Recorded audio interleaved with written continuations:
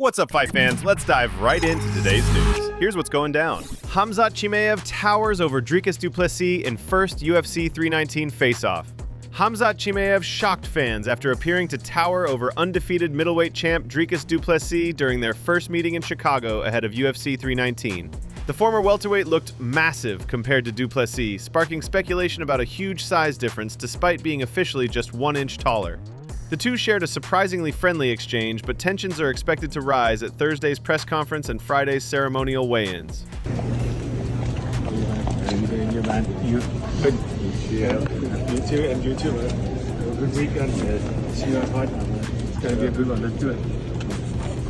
Dricus Du Plessis denies size gap with Khamzat Chimaev ahead of UFC 319.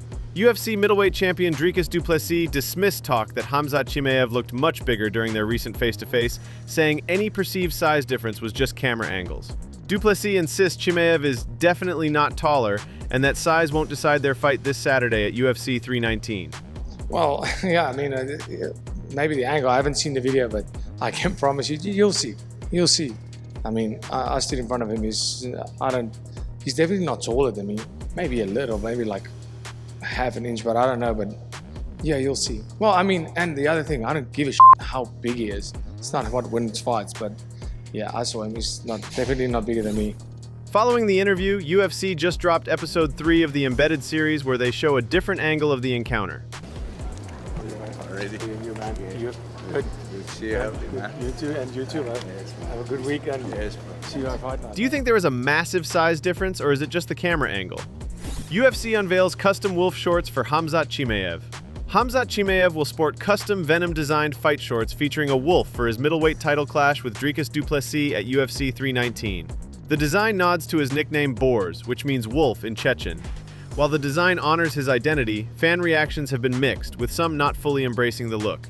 Here are some reactions. They're awful. Chimaev deserves better. Who designed these shorts? They look terrible. Tell them to fix the shit if he isn't able to move and fight properly in them or wear the last ones he wore against Whitaker. This is what happens when the UFC continually goes with the lowest bidder. Längden är bra, men du har det kortare. Den här öppnar mer, som du gjorde sist. Det ska gå mer upp.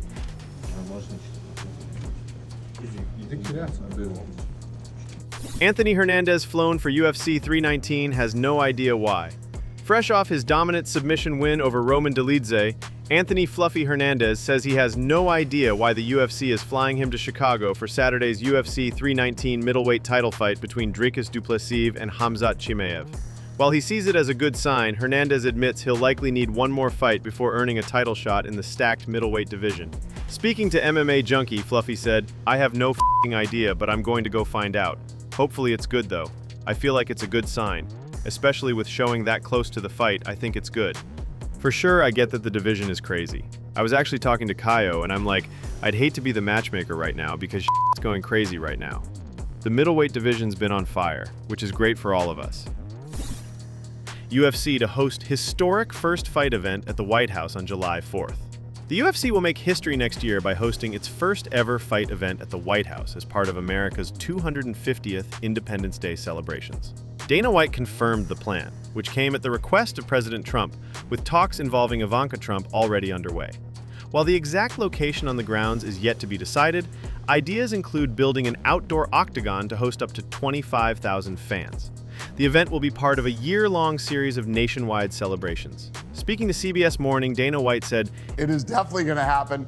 I talked to him last night, him being the president, and I'm flying out there at the end of this month, and I'm going to sit down and walk him through, all the plans and the renderings. And yeah, when he called me and asked me to do it, he said, I want Ivanka in the middle of this. So Ivanka reached out to me, and her and I started talking about the possibilities, where it would be.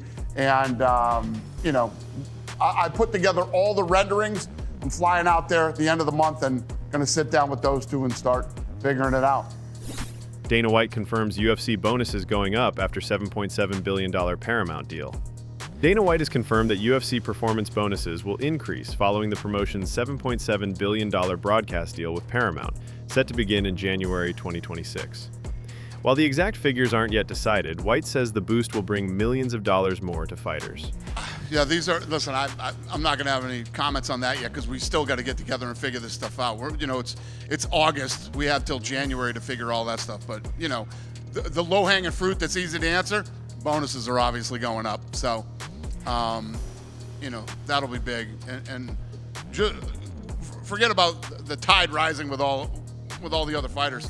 I mean, just the number that the bonuses bring to a fighter is, that's millions of dollars. Dan Hooker fires back at Charles Oliveira. Charles Oliveira recently labeled Dan Hooker a coward, accusing him of endlessly talking about a potential fight but never stepping into the octagon when called out. Speaking to Star Sports New Zealand, Hooker has now fired back, denying any ducking, explaining he never received an offer because his hand injury had sidelined him, and he wasn't medically cleared to compete until November. False accusations. You think that's really how that phone call went? I said, do you want to fight semi-conscious Charles Oliveira? And I said, oh no, I'm scared of Charlie Olive's lifeless body floating around the cage. No, that's not how that went down, my friend. I was never offered that fight. I require medical clearance. He did not medically clear me for October. He cleared me for November.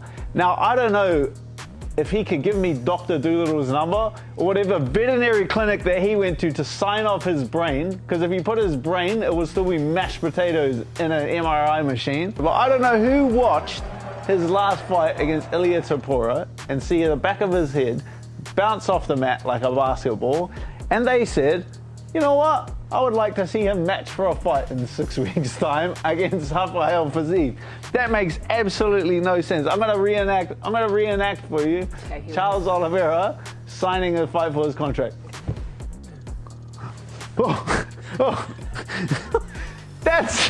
Are you serious? Are you serious? He is gonna get knocked out again. Don't lie on my name ever again. Jon Jones reportedly turned down $30 million offer to fight Tom Aspinall. MMA insider Ariel Helwani claims Jon Jones declined the biggest payday of his career, around $30 million, to avoid a heavyweight title clash with Tom Aspinall, despite the UFC meeting his asking price with help from Saudi Arabia. Helwani believes Jones never intended to take the fight and pulled out just days after agreeing, fueling speculation he was avoiding the English champion. Speaking on Impulsive, Helwani said, yes, I don't like that word because I think it's disrespectful towards him, but I think he didn't want to fight him. And I think it was a calculated decision on his part. Why did you drag this out all the way until June when you knew you weren't going to fight him? He gave the UFC a number. I believe it's in the $30 million range for this fight, which, by the way, I think he deserves. Yeah. He didn't think that they would come up with the number, and they did. Oh, what? Oh, they did come up with the number, yes. And I believe that Saudi Arabia was involved. The big dogs were involved, right? And he said yes. And then 2 days later, 3 days later, whatever, he said, nah, on second thought, I'm out. What? And that's why when he announced his retirement, Dana said, he gave me his word. And then he went back on his word. Whoa. I think he was hoping that they would not meet the number. And then he could be like, hey guys, I tried. And Turkey was just like, no, we haven't. And they met it. And they met it, yeah. Because that's what happened with the Francis Ngannou fight in 2020. He threw out a massive number. They said no. And then the fight fizzled. This time they said yes. PFL announces Usman Nurmagomedov versus Paul Hughes 2 for Dubai main event. The PFL has officially announced that undefeated lightweight champion Usman Nurmagomedov will rematch Paul Hughes in the main event of its Champions Series card on October 3rd at the Coca-Cola Arena in Dubai. Nurmagomedov edged Hughes by majority decision in January, and after Hughes earned a blistering 42-second KO over Bruno Miranda in May, the promotion is giving fans the rematch they've been waiting for. To announce the fight, Paul Hughes posted this on X. He tried everything to stop this rematch from happening. Now his days are numbered. See you in Dubai. Dricus Du Plessis leaks game plan to beat Khamzat Chimaev. UFC middleweight champion Dricus Du Plessis delivered a comedic twist when asked how he plans to defeat Khamzat Chimaev at UFC 319. Speaking to comedian Jean-Bernard Cairuz during Fight Week, Du Plessis quipped that his secret weapon would be plot armor, before launching into a string of tongue-in-cheek answers. While confident in his real fight skills, the champ's playful response showed he's keeping things light ahead of Saturday's high-stakes main event in Chicago. I've got plot armor. You've got plot armor? Bro, how do you prepare for me? I don't even know what I'm going to do. You don't know what you're going to do in the octagon. It could be DDP by accident, DDP by falling piano. Maybe I draw a hole in the middle of the octagon, he falls through it. A hole in the middle? Absolutely. Maybe I blow up my thumb, hit him with it. I can win by a car crash. I'm a large hammer. That will be there. That would be in the corner. Another DDP might just come into the octagon. Yeah, that could happen. Everybody says on paper, Khamzat beats me. How do I know? I can't even read. You can't read? Nah. But at the end of the day, my friend, it's DDP by whatever works. Khamzat manhandles Daniel Cormier. Ahead of UFC 319, Daniel Cormier continued his fight week tradition of playfully testing fighters, this time squaring up with Khamzat Chimaev outside the hotel. In a clip going viral, Chimaev effortlessly lifted the former champ, who's around 280 pounds, during a lighthearted sidewalk wrestling exchange, leaving DC surprised. Let me see.